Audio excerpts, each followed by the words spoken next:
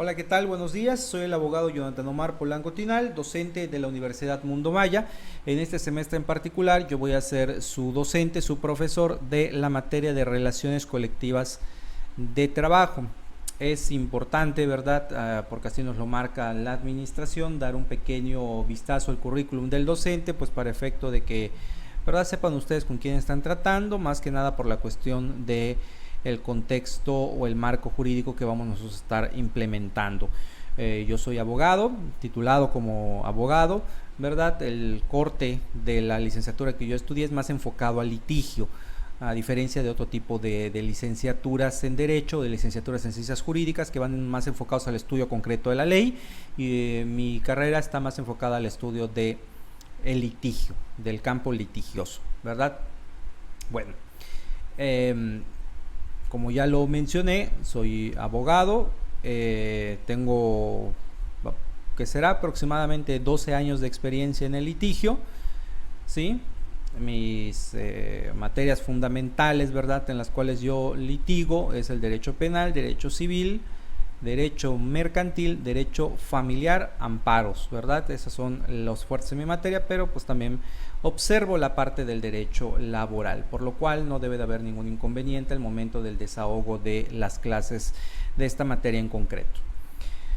Bueno, les comento, vamos nosotros a estar utilizando, ¿verdad?, para efecto de esta materia en particular, vamos a estar utilizando dos legislaciones muy importantes. La primera de ellas es la Ley Federal del Trabajo, por obvias razones que estamos viendo nosotros una materia de corte laboral, la Ley Federal del Trabajo.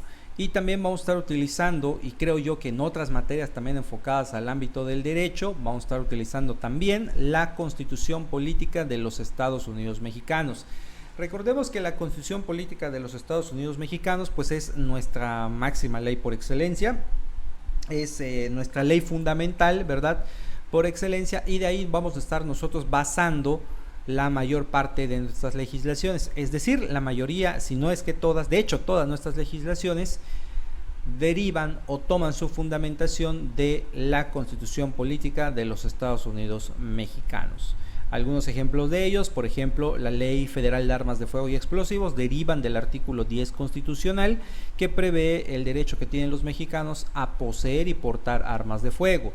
Esta como enunciado, ¿verdad? Este enunciado que refiere al artículo 10 constitucional, pues obviamente no tiene todos los parámetros de qué tipo de armas en sus diferentes calibres podemos nosotros portar. Para eso está la ley reglamentaria, es decir, la ley que reglamenta este artículo, que es la Ley Federal de Armas de Fuego y Explosivos. Ahí es donde vamos a encontrar pues salto y seña, ¿verdad?, de todos estos armamentos que nosotros podemos poseer como nuestro derecho de ser mexicanos. Y algo parecido o igual sucede con la Ley Federal del Trabajo. La Ley Federal del Trabajo sustenta o reglamenta lo referente al artículo 123, apartado A de la Constitución, que nos refiere precisamente la particularidad del derecho laboral, la parte del derecho laboral, que no hay que confundir con el derecho al trabajo, ¿verdad? Este derecho que nosotros como ciudadanos del Estado mexicano tenemos a desempeñarnos en un trabajo, arte, oficio, profesión, cuya fundamentación jurídica constitucional la encontramos en el artículo 5 de dicha ley, de dicho pacto federal. Entonces son dos artículos que nos hablan particularmente de lo mismo. El artículo 5 constitucional, que nos habla acerca del derecho que tenemos como mexicanos a poder desempeñarnos en un arte, oficio, trabajo o profesión, y el artículo 123, apartado A de la Constitución, que habla acerca del derecho del trabajo, del derecho laboral, como parte sustantiva y adjetiva, la cual tiene como ley reglamentaria la Ley Federal del Trabajo. De esta vamos a estar hablando pues más adelante, ¿verdad? Les reitero, es necesario que ustedes traigan estas dos legislaciones, que las tengan en todo momento listas al momento de que estemos teniendo la clase, puesto que en cualquier momento pues podemos valernos de ella para poder leer algún artículo o leer alguna reglamentación que esté ahí contenida. Dicho esto, es necesario también señalar cómo es la manera en la cual nosotros vamos a estar trabajando. Si Esta clase, pues como ustedes lo están viendo a continuación, pues una clase grabada. Así va a estar siendo en algunas ocasiones vamos a tener la clase en directo, en vivo al momento de la clase. Recordemos que hay que ser puntuales, todas las clases de esta materia en particular van a ser los martes a las 8 de la mañana, ¿sí? Entonces hay que ser puntuales. El hecho de que la clase pudiera ser grabada no implica que no estemos nosotros a las 8 para tomar la clase. ¿Por qué se los digo? Porque a veces, como ya les comenté, soy abogado litigante, a veces me surge el hecho de que tengo que estar en una audiencia pues, puntual a las 9 de la mañana y no me va a dar tiempo de estar dando la clase de manera presencial, por decirlo de cierto modo, porque ya sabemos que es virtual, me refiero a en vivo, en ese momento, sino que a veces vamos a tener la necesidad de tener la clase así, videograbada, pero pues, se va a activar a las 8 de la mañana. Yo se las programo en el sistema, en la plataforma de Classroom, y a las 8 de la mañana les libera lo que es la clase. ¿Por qué les digo esto? Porque en cualquier momento, aunque la clase sea grabada, como yo sé que se va a activar a las 8 de la mañana, pues les puedo dejar alguna actividad que pues tiene un límite de tiempo. Digamos que la actividad tiene un tiempo límite de media hora. Pues, obviamente si tú ves la clase a las 11 de la mañana, pues ya debió de haber pasado el tiempo límite para entregar dicha tarea. No sé si me explico, espero que sí. El caso es que debemos de estar puntuales a las 8 de la mañana para ver la clase, ya sea presencial, ya sea videograbada. Bueno, ¿cómo se les va a estar calificando a ustedes? Este es otro rubro que debemos de nosotros de tocar. Si ya tomaron clase conmigo anteriormente, ya sabrán cuál es la manera en la cual nosotros vamos a calificarles. Probablemente tengamos otras clases en el futuro, o inclusive este mismo semestre nos toque repetir grupo con una materia diferente. Entonces la manera de trabajar pues es la misma. Si nos tocan clases en conjuntas, nos tocan clases siendo ustedes los alumnos y yo el docente en otra materia en particular, la manera de trabajar va a ser la misma. Si ya tomaron clases conmigo, pues ya la sabrán. Vamos a estar teniendo dos rubros de calificación, es decir, tareas y examen. Las tareas les va a valer a ustedes el 30% de su calificación y los exámenes van a valer el 70% de su calificación. No califico yo lo que es asistencias, porque pues está en ustedes si quieren venir o no, ¿verdad? Si quieren tomar la clase o no. Al final de cuentas ustedes son los que están pagando el servicio. Estamos hablando que estamos en una escuela privada, pues es un beneficio que ustedes no van a estar teniendo, ¿verdad? Es un beneficio que no van a tener a pesar de pagarlo. Por eso, si estamos pagando la colegiatura, pues lo más sensato sería tomar las clases, aprovechar a lo máximo por lo que estoy pagando, ¿verdad? Entonces por eso yo no tomo al menos en cuenta para calificación lo que son las asistencias. Sin embargo, la asistencia sí tiene una importancia, valga la redundancia, muy importante y sobre todo trascendental para su calificación, porque por disposición institucional ustedes necesitan reunir el 80% de calificación por parcial para que tengan la oportunidad de que tener derecho al examen, a la calificación del examen. Y como ya sabemos que el examen pues ocupa el 70% de la calificación de parcial, pues si no tienes tu examen, pues no vas a pasar el parcial, ¿no? Muy bien. Eso me lleva también a otro punto importante que es necesario destacar para efecto de la calificación: las participaciones. Obviamente las participaciones son importantes porque recuerden que estamos en una materia que se da a nivel licenciatura, pues es necesario, ¿verdad?, que podamos nosotros aportar nuestras ideas, aportar nuestro conocimiento, aportar, ¿verdad?, vivencias inclusive en carácter de participación, pues para efecto de hacer más nutrida la clase, para efecto de despejar las dudas. Aquí estamos en un horario de clase. Si ustedes tienen alguna duda, pues obviamente esto va pues dentro de la parte de la clase, es decir, si hay una duda posterior a el término de la clase, pues ya contabiliza para precio de asesoría. No es cierto, es broma. O sea, lo que me refiero es que pues aprovechemos al máximo ¿verdad? Lo referente a nuestra clase. Entonces es necesario también que participemos, pero los rubros más importantes en los que se les va a calificar a ustedes son los correspondientes a la tarea, 30%, vuelvo a repetir, y 70% el examen.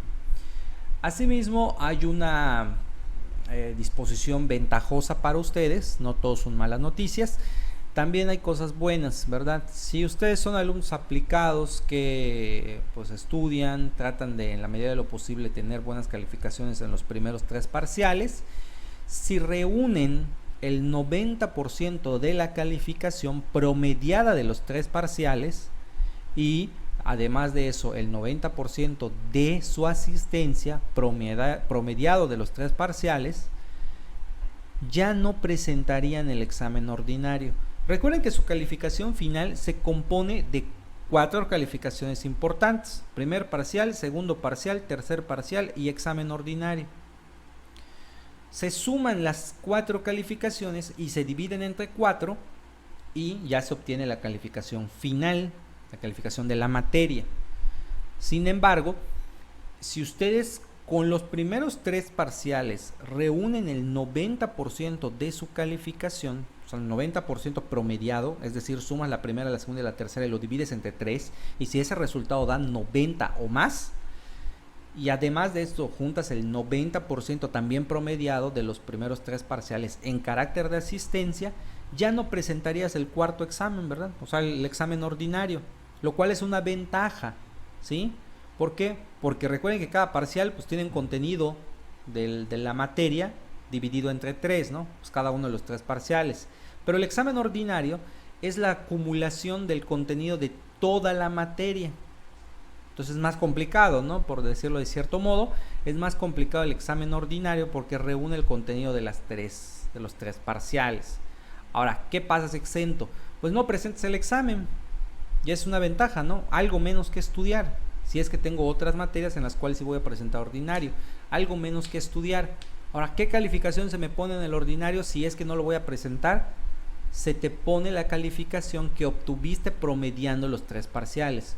Supongamos que tu promedio de los 3 parciales es 95, ¿sí? Entonces, es como que hubieses presentado el ordinario y sacado 95, aunque no lo presentes, ¿no? Creo que es muy simple de entender esta parte, ¿verdad? Entonces se les exhorta a que en la medida de lo posible intenten exentar las asignaturas.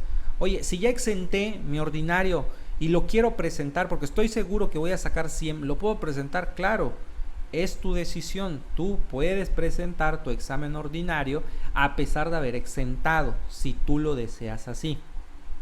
La única situación es que pues obviamente si sacas menos del promedio de los 3 parciales, pues se va a promediar tu calificación con ese cuarto examen, con ese examen ordinario, y probablemente pues baje, ¿no? Entonces, por lo general, si ya sacas de 90, tu calificación sería 90 en el examen ordinario, ¿no? Sin estudiar, no vas a presentar el examen. Espero que me dé a entender, no creo que sea tan complicado esta parte de la exención. Es más, si son alumnos ya regulares de la universidad, ya sabrán cómo es el plan de estudio. Dicho eso, pues por lo general, a mí siempre me gusta hacer una especie de examen diagnóstico para saber cuáles son los conocimientos, ¿verdad?, que nosotros traemos ya, probablemente de materias anteriores, probablemente de cursos anteriores, si es que somos de nuevo ingreso, ¿verdad? ¿Por qué les digo quizá? Porque hasta el día de hoy pues no se me ha entregado lo que son las listas de asistencia, por lo cual no sé a ciencia cierta si son de nuevo ingreso o no. El caso es que vamos a saltar esta parte del examen diagnóstico para la siguiente clase, porque por lo general a mí me gusta hacer esta pequeña evaluación, este examen diagnóstico, estando en una clase presencial, porque pues se da la posibilidad de poder aportar en ese momento. Otra cuestión muy importante también, ¿dónde vamos a estar subiendo lo que son estas clases videograbadas? lo más lógico es que a estas alturas, si estás viendo esta clase, estás viendo este video, es porque ya sabes el lugar donde las voy a estar subiendo. El problema que tiene la plataforma, la de Classroom, es que no nos permite subir archivos pues muy pesados, ¿verdad? En el entendido que tenemos un límite de capacidad en lo que es el Google Drive, que es donde se sube el contenido de este tipo, ¿verdad? Entonces, si nosotros excedemos, o sea, teniendo en cuenta que la misma capacidad es para todo, o sea, está para todas las materias. Entonces, a veces, como yo llevo 4 materias, si subo un video diario en cada una de las materias, pues en 2 días ya se me acabó, ¿verdad? La capacidad. Y para no estar borrando contenido y haya gente que quiera ver el contenido en otros días, pues ya no lo van a poder alcanzar porque ya se borró. Entonces, lo voy a estar subiendo en lo que es mi canal de YouTube, por lo cual sí les pido, les exhorto que lo puedan seguir para efecto de que ustedes estén enterados al corriente de las clases, ¿verdad? Va a haber un apartado especial que se va a llamar Relaciones Colectivas de Trabajo, donde vamos a estar subiendo los videos de esta asignatura. Entonces no debería de haber ningún problema respecto a esta situación. Subimos otro tipo de contenido también ahí, todo relacionado con el mundo del derecho, pero ahí es donde vamos a estar teniendo esto, sobre todo porque es más rápido inclusive la plataforma de YouTube al momento de estar subiendo el contenido. Google Drive o la plataforma de Classroom como que se alenta un poquillo y a veces tenemos esos inconvenientes. Me ha pasado que he estado 1 hora subiendo un video y se atora y tengo que volver a comenzar, entonces es algo frustrante, y para evitar ese inconveniente pues voy a estarlo subiendo a YouTube. Les comparto el link en el tablón de Classroom para efecto de que ustedes lo puedan ver, lo puedan observar. Bueno, dicho lo anterior, vamos a estar precisamente ya dando inicio formalmente a la clase como tal, Relaciones Colectivas de Trabajo. ¿De qué vamos a estar hablando? Pues obviamente vamos a estar hablando acerca del trabajo, del derecho laboral, del derecho del trabajo y de las relaciones que existen entre estos entes del derecho laboral llamados patrón y trabajador. No solamente, bueno, la relación como tal, la relación principal es patrón y trabajador, pero el trabajador puede formar otro tipo de personas que están reguladas por el derecho laboral para efecto de la protección de sus derechos laborales. Me refiero nada más y nada menos que a las colectividades del derecho laboral, como lo pudiera ser los sindicatos, ¿verdad? Vamos a estar hablando de los sindicatos, de las federaciones, de las confederaciones, que son precisamente personas colectivas del derecho laboral. Precisamente de ahí viene el nombre de relaciones colectivas de trabajo. Bueno, eso es lo que vamos a estar mencionando por este momento, en este apartado en particular, para efecto de contextualizar y comenzar a dar inicio a la materia y a la clase como tal. Los patrones y los trabajadores en el derecho laboral, pues como ya lo dijimos, forman la relación principal de las relaciones de trabajo. Porque existen relaciones lo digo por el nombre de la materia, porque nuestra materia se llama relaciones colectivas de trabajo, pero también existen relaciones individuales de trabajo, ¿verdad?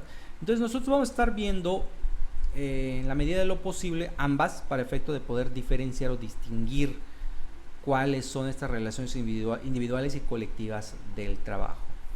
Adicionalmente a ello, ¿verdad? Siempre es importante comenzar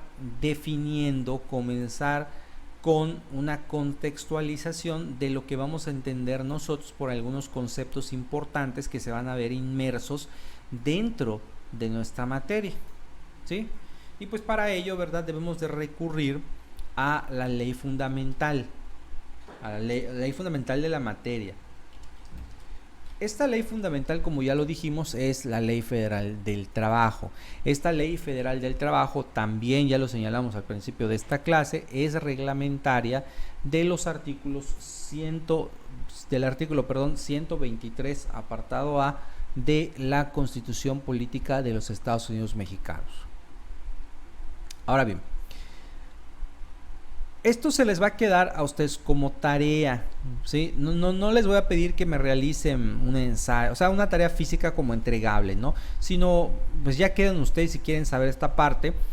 Yo siempre se los he dicho a mis estudiantes, a mí la parte histórica pues casi no me llama mucho la atención, o al menos yo no la considero útil. Se los recalco por el tipo de enseñanza o de instrucción que yo tuve. Así me enseñaron a mí. La parte histórica la dejamos por un lado y nos enfocamos concretamente a la parte importante, que era la parte medular de la materia, el litigio. Porque el corte de mi licenciatura, el corte de mi enseñanza, fue una instrucción para efecto del litigio, ¿sí? Entonces, pues yo les voy a llevar más o menos por el mismo camino, porque pues a mí hasta cierto punto me sirvió muchísimo este tipo de enseñanza, este tipo de instrucción, y es lo que yo les voy a compartir, porque pues por mi experiencia a mí me ha servido muy bien. Espero que a ustedes también les vaya a servir. Vamos a obviar un poquito la parte de la historia.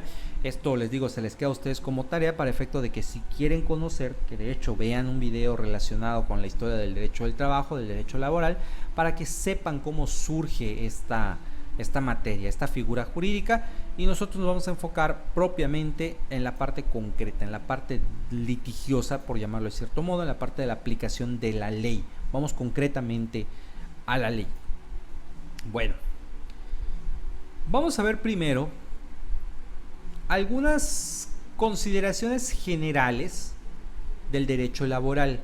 Como ya lo dijimos, pues vamos a estar platicando sobre las personas que se van a ver involucradas dentro de esta relación del derecho laboral.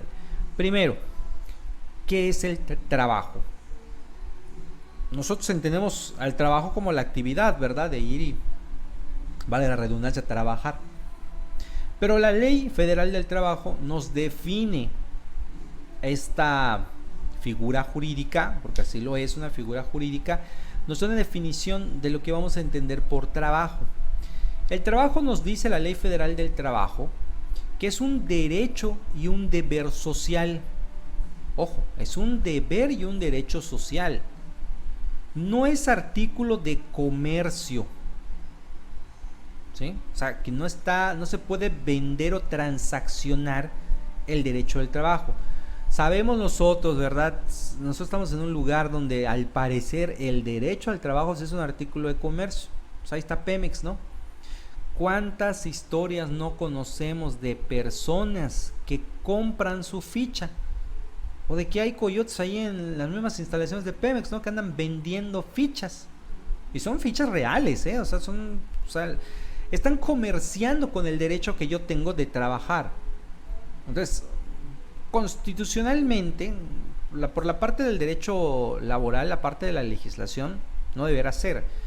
El derecho al trabajo no es un artículo de comercio, ¿sí? Exige respeto para las libertades y dignidades de quien lo desempeña, de quien lo presta, ¿verdad? Muy bien.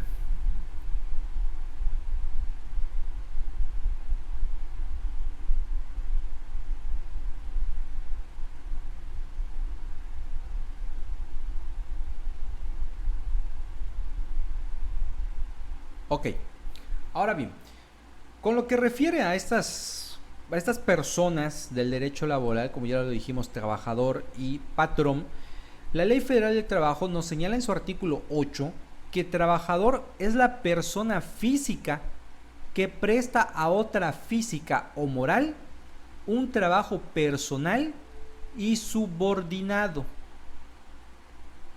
¿Sí?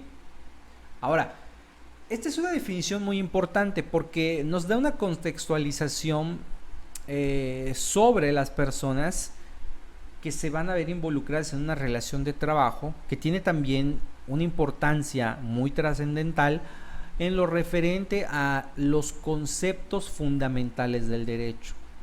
Por ejemplo, el concepto de persona. ¿Cuántos tipos de personas reconoce el derecho? Pues quiero pensar que todos sabemos que la respuesta es dos tipos de personas: las personas físicas y las personas jurídicas, o también llamadas personas morales, ¿verdad? Bueno, Este artículo 8 nos dice que va a ser trabajador la persona física que presta a otra persona física o moral el trabajo. Ahorita vamos a ver más a fondo la parte de la definición, pero lo importante es esta primera parte. Trabajador es una persona física. ¿Por qué no puede ser una persona moral?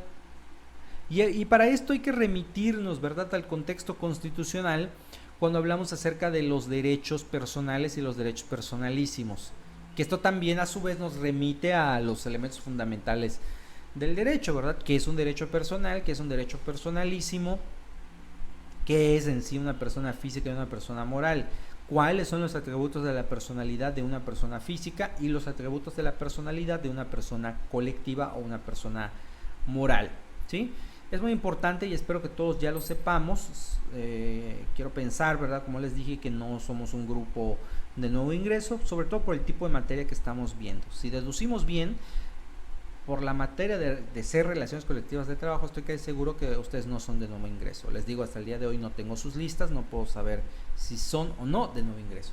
Pero estoy casi seguro, un 99% seguro de que no son de nuevo ingreso. Entonces ya deberíamos de saber estas definiciones y cómo se aplican la parte de los conceptos fundamentales y los atributos de la personalidad. Bueno, ¿por qué les digo esto? Porque según la definición del artículo 8 de la Ley Federal del Trabajo, que nos advierte que trabajador es una persona física, pues podemos deducir, si solamente nos limita a que el trabajador es una persona física, entonces no puede ser moral. Y efectivamente es así. Una persona moral no puede ser un trabajador. Y ustedes se preguntarán por qué. Pues por el tipo de derecho, ¿no? Por el tipo de actividad que va a desempeñar.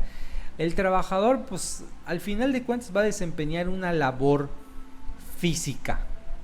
O sea, física me refiero a mover cosas, a hacer algo, a estar sentado en un escritorio tecleando, a pensar. O sea, es un trabajo que realiza una persona física. Una persona moral no puede hacer esto. O sea, no le puedes decir a una persona moral: necesito contratarte para que pienses una estrategia de ventas. O sea, la persona moral se va a quedar inactiva. Recordemos que las personas morales no existen, solamente existen para el mundo del derecho. Existen en un documento llamado, ¿cómo se llama? Acta constitutiva. ¿Sí? Pero realmente, tangiblemente, no existen las personas morales, ¿verdad? Ahora, que hay un edificio que se llama Universidad Mundo Maya, esa no es la persona moral. Esa es una sucursal, un establecimiento donde trabajan personas físicas que pertenecen a una institución, a una persona moral llamada Universidad Mundo Maya. Sirve para otro tipo de fines la persona jurídica, ¿verdad? Pues para fines sociales, para fines tributarios, para fines de realizar otro tipo de actividades, ¿verdad? Pero no sé, pues creo que se entiende muy fácil, ¿verdad? El hecho de que una persona moral no puede ser un trabajador. ¿Que se le puede contratar para prestar un servicio profesional? Claro que sí. Yo tengo un despacho llamado Arias Jurídico Inmobiliaria, ¿no? Es una persona colectiva, ¿sí? Es una sociedad cooperativa, una sociedad, sociedad civil particular. Perdón. Cualquier persona puede contratarnos a nosotros los servicios de Arias Jurídico Inmobiliario para efectos de que el personal de dicho despacho le preste sus servicios a quien nos está contratando. Pero quien presta el servicio no es una persona moral, o sea, no es Arias Jurídico Inmobiliario. Es el abogado Jonathan Omar Polanco Tinal, representante legal de Arias Jurídico Inmobiliario, quien va a prestar el servicio. ¿Sí? Recordemos que las personas morales comparecen en todos sus actos jurídicos a través de una persona física que se llama apoderado o representante legal. ¿Sí? Obviamente con poder bastante, que esté acreditado con la documentación idónea para dichos fines. Pero volvemos y reiteramos, la persona que presta dichos servicios, que comparece en calidad de representante, es una persona física, no una persona moral. Lo mismo pasa con el trabajo. El trabajador es una persona física, que sí, puede prestar su servicio a una persona física y también moral. ¿Sí? ¿Y cómo va a ser este trabajo? Según también nos señala este artículo 8 constitucional, este artículo 8 de la Ley Federal del Trabajo, perdón, el trabajo es un trabajo personal y subordinado. ¿Sí? Un trabajo personal y subordinado. O sea, que estamos bajo las órdenes de otra persona. Puede ser física o moral, porque pues es el patrón. Ahora, para los efectos de esta disposición, se entiende por trabajo toda actividad humana, intelectual o material, independientemente del grado de preparación técnica requerido para cada profesión u oficio. Era lo que comentábamos, ¿no? Es cualquier actividad humana. Las personas morales no son personas humanas, son personas jurídicas. Por eso no pueden, ¿verdad? No pueden formar parte, no pueden ser trabajadores, más si patrones. Bueno, puede ser cualquier actividad, puede ser física, intelectual inclusive, ¿verdad? La que prestan los trabajadores. Ahora, aquí vamos a hablar acerca también de pues, algunas categorías, ¿no? La categoría de trabajador de confianza depende de la naturaleza de las funciones desempeñadas y no de la designación que se dé al puesto. Son funciones de confianza las de dirección, las de inspección, las de vigilancia y fiscalización, cuando tengan carácter general, y las que se vayan a relacionar con trabajos personales del patrón dentro de la empresa o establecimiento. Es decir, el chofer del patrón pues, es un trabajador de confianza. ¿Por qué? Pues está en contacto directo, ¿verdad? Siempre con el patrón, porque pues está ahí esperando en el carro, sabe el patrón, llévame a mi casa, lo lleva sabe dónde vive el patrón, sabe los horarios de entrada y de salida del patrón, sabe a dónde va el patrón, ¿verdad? Es un trabajador de confianza. Entonces, los directores generales, los gerentes, estos son trabajadores de confianza. Más adelante vamos a ver qué importancia tiene esto de ser trabajador de confianza. El caso es que, por ejemplo, en teoría, un trabajador de confianza tendría hasta cierto punto menos derechos o desventajas que otro tipo de trabajadores. Más adelante vamos a ver por qué, ¿verdad? Pero, ¿por qué les digo esto? Porque supongamos que yo entro como un trabajador común y corriente, no soy de confianza, pero en mi contrato se dice que soy trabajador de confianza. Eso no implica que realmente yo sea un trabajador de confianza. Quizás es una maña del patrón, que él me contrata como trabajador de confianza para no tener esos derechos y privilegios que pudiera tener un trabajador común y corriente.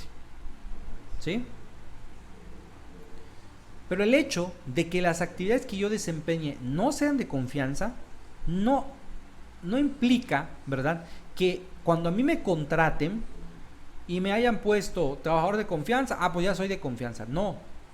Lo que hace ser a un trabajador de confianza es el tipo de trabajo que desempeña y no la designación que se le ponga en el puesto por el cual él fue contratado. Supongamos, me contratan como trabajador de confianza para el área de limpieza, ¿sí? O sea, soy el barrendero, ¿no? O el intendente. Obviamente eso no es un puesto de confianza, pero supongamos que mi contrato, trabajador de confianza. Es que ya eres de confianza porque tu contrato dice así. Sí, mi contrato dice así, pero las funciones que yo desempeño no son de confianza. Entonces, para los fines legales, no soy un trabajador de confianza, aunque el contrato diga que soy trabajador de confianza. Ahora bien, ¿quién es el patrón? El patrón es la persona física o moral que utiliza los servicios de uno o varios trabajadores. Si el trabajador, conforme a lo pactado o a la costumbre, utiliza los servicios de otros trabajadores, el patrón de aquel lo será también de estos. Entonces, esta es la persona que vamos a designar nosotros como patrón, ¿verdad? Es la que utiliza el trabajo de uno o varios trabajadores, ¿sí? Vamos a ver un artículo más y con eso vamos a concluir el día de hoy. Bueno, Y aquí es algo muy importante, ¿verdad? Esto es una situación que se está utilizando por mucho tiempo. Ahorita ya hay reglamentación muy estricta respecto a esto, el tema de la subcontratación. El artículo 12 de la Ley Federal de Trabajo nos dice que queda prohibida la subcontratación, ¿verdad? De personas, entendiéndose, ¿verdad? Cuando una persona física o moral proporciona o pone a disposición trabajadores propios en beneficio de otra persona. O sea, yo como patrón, ¿y para qué sirve esto del régimen de subcontratación? Para efectos de deslindar de responsabilidades a un patrón, ¿sí? Porque, ¿cuál es la relación habitual que debiera de haber? Bueno, yo como patrón contrato a una persona, es mi trabajador. Llega a haber conflictos, la despido, esta persona tiene un vínculo jurídico conmigo para efecto de que yo como patrón me encuentro obligado a pues pagarle su finiquito o liquidación según sea el caso. Eso es lo natural, lo que debiera de ser. ¿Qué pasa con el régimen de subcontratación? Yo no contrato a los trabajadores, yo contrato a una outsourcing, ¿no? Las famosas outsourcing, que son pues personas morales, empresas, que se dedican a contratar a varias personas, ¿sí? Esta outsourcing sí es patrón de estas personas que contrata. Ahora, yo como otra empresa, ¿no? Supongamos que el outsourcing se llama Outsourcing del Milenio SADCB. Y yo soy otro tipo de empresa, ¿no? Áreas jurídico-inmobiliario. Yo necesito contratar a un intendente, necesito contratar a pues, una persona de limpieza, necesito contratar, no sé, a un capturista de datos, una secretaria, ¿no? Para efecto de que me lleve pues ahí el archivo de los expedientes, de que atienda a las personas.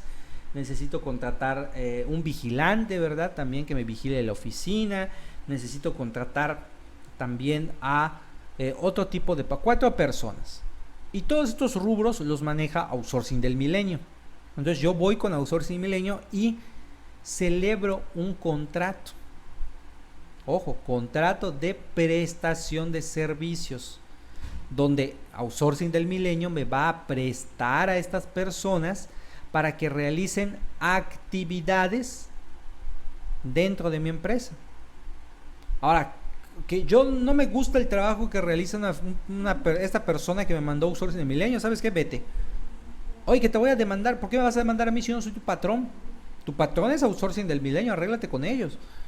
¿Y qué va a decir Outsourcing del Milenio? Pues es que nosotros nunca te despedimos. El servicio que tú le estás prestando no le gustó al cliente y te dejó ir. Pero yo no te estoy despidiendo. ¿Ya se dan cuenta cómo se deslinda la responsabilidad del patrón? O sea, de mi despacho, por ejemplo. Y tampoco Outsourcing tendría una problemática porque realmente no están despidiendo a este empleado. Él sigue siendo trabajador de Outsourcing del Milenio. Entonces, genera problemas jurídicos para estas personas que sí son trabajadores del outsourcing. Bueno, de eso quizá hablaremos más adelante. Por el momento vamos a dejar la clase aquí el día de hoy. Recordemos que pues al estar en un ambiente virtual, en una clase virtual, las clases pues deben ser un poco más relajadas en el sentido de que no deben ser tan extensas por cuestiones del tiempo. Entonces vamos a estar aquí probablemente media hora, 40 minutos, 45 minutos, 1 hora lo sumo, ¿sí? Entonces, por mi parte es todo por el día de hoy. Les recuerdo mi nombre, soy el abogado Jonathan Omar Polanco Tinal, docente de la Universidad Mundo Maya.